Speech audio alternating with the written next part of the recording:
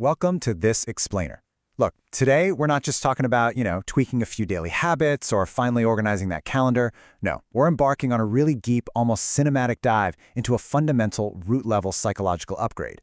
If you've been feeling just completely exhausted, stuck, or kind of uninspired by the whole daily grind, well, it's because you're essentially operating on outdated internal software. So today we're going to break down the exact mechanisms of how to escape the sheer exhaustion of survival mode, how to resolve that quiet childhood trauma holding you back, and ultimately how to hack your brain's reward center for relentless, unstoppable progress. Get ready, guys, because this is literally the operating system update you've been waiting for. Okay, let's dive into this with a profoundly heavy-hitting concept from the legendary psychoanalyst Carl Jung. Quote, "You need to let your old self die," unquote. Think about that for a second. True growth isn't just about endlessly adding new skills to your resume, right? It's fundamentally about subtraction. It's this painful, quiet process of becoming someone totally new by actually shedding the comfortable but entirely stagnant version of yourself. I mean, you literally cannot drag the person you were yesterday into the future you're trying to build tomorrow. That old identity, with all its familiar anxieties and little limitations, it absolutely has to be left behind. So I want you to ask yourself right now, why are you still waiting for life to get easier? So many of us are trapped in this completely dangerous illusion that if we just hold out a little bit longer, if we just wait for that perfect magical moment, the universe is going to suddenly clear our path. But, spoiler alert, life doesn't spontaneously become easier. In fact, waiting is a massive trap. If you're just sitting around hoping the friction of life will suddenly disappear, you are essentially forfeiting your own agency. That friction, it's actually the very thing required to forge a stronger version of you. Section 1. The Trap. Existing in survival mode. See, for years, you might have built up this psychological fortress to protect yourself from stress or failure or heartbreak. But over time, and often without you even realizing it, that fortress slowly morphs into a psychological prison. You're no longer really living, you're just existing. Survival mode is this deeply reactive psychological state focused entirely on mitigating immediate threats rather than actually pursuing long-term growth. And here's a wild fact for you. When you're in this state, your brain actually shrinks the prefrontal cortex. That's the area responsible for logic and planning, and shifts all its power over to your amygdala. You're not pursuing growth, you're literally just trying to make it to Friday. And when you operate like this, your nervous system is constantly hijacked. It completely drains your energy, it kills your creativity, and it makes you fundamentally exhausted by the simple act of being alive. Because let's face it, you cannot build an exceptional life when 100% of your mental bandwidth is being used just to keep your head above water. And here is the truly insidious part of all this. Your ego actually loves survival mode. As Jung explored extensively, the ego's primary job is just to keep you safe. Well, actually, safe and comfortable. So it secretly sabotages your life by prioritizing this short-term safety over your necessary and, often painful evolution. The silent damage of the ego is that it will literally convince you to stay in a miserable situation simply because it's familiar. It's that little voice telling you, nah, don't take that risk, definitely don't have that hard conversation, and absolutely do not step into the unknown. Let's move into Section 2. The roots, your inner child and the past. To actually break out of this survival mode, we have to slow down for a second and look backward. We really have to peer into the abyss of our past conditioning to understand exactly where this survival instinct came from in the first place. Because honestly, the reactions you're having today, the specific ways you sabotage your own success, they didn't just magically appear out of nowhere.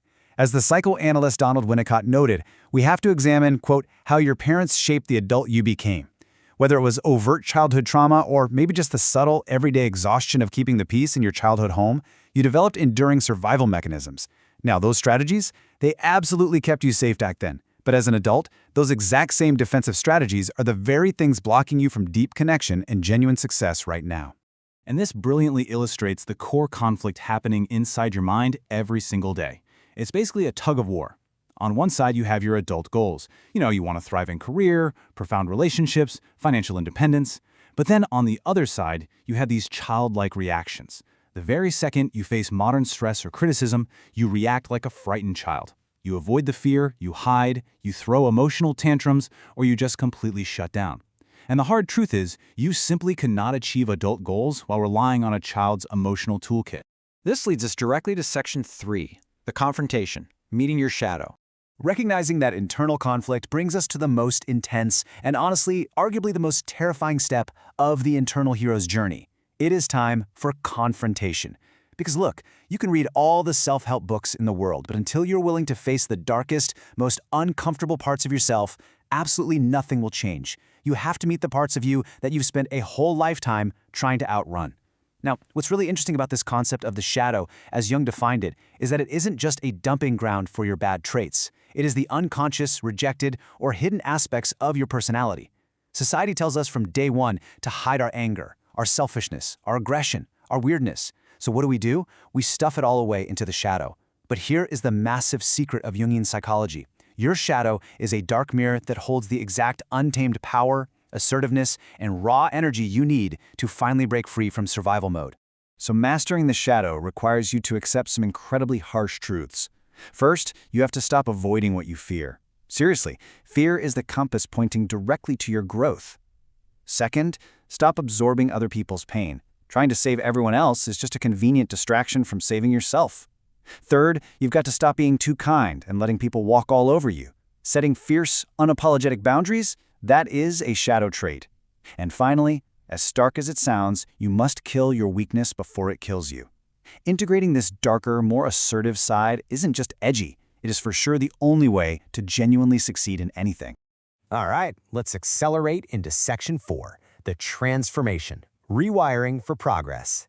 Once you stop fighting yourself and actually integrate that shadow energy, we immediately shift into aggressive forward momentum. We are officially done digging up the past. We are done overanalyzing our childhoods. It is time to take all of that raw energy and actively rewire your brain for progress. This is where the psychological upgrade actually goes live. You are faced with a very stark choice for the rest of your life: craving comfort versus craving progress. Comfort is literally the slow, quiet death of the human spirit. If you prioritize comfort, I promise you, you will stay exactly where you are. Progress, however, requires friction. It demands leaning into the things that are hard. So which choice are you going to let dictate your daily actions from this moment forward? So the crucial point is actually putting this into a concrete, actionable protocol.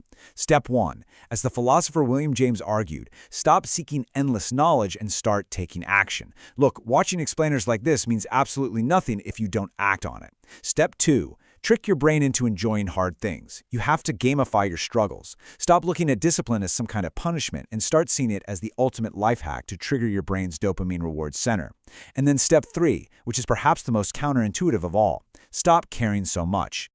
Let's just take a breath for a second and absorb this incredible piece of wisdom from the philosopher Spinoza. He said, when you stop caring so much, everything falls into place. Now, this isn't about apathy, okay? It's about detachment. When you stop obsessively trying to force outcomes, when you finally stop caring about what other people think of you, you release a massive amount of mental tension. You literally stop getting in your own way. Genuine freedom is found in doing the work simply for the sake of the work, and just letting go of that desperate need to control the entire universe. Let's see how this all builds into a complete roadmap for your life. This is the timeline of rebirth after an emotional collapse or a long period of feeling profoundly stuck.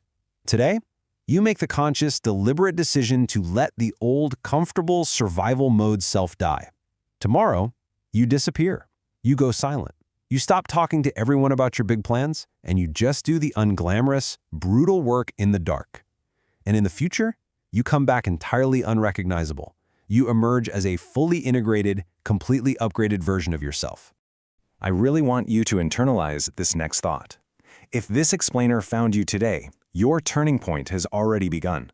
Seriously, you wouldn't have made it this far into these complex psychological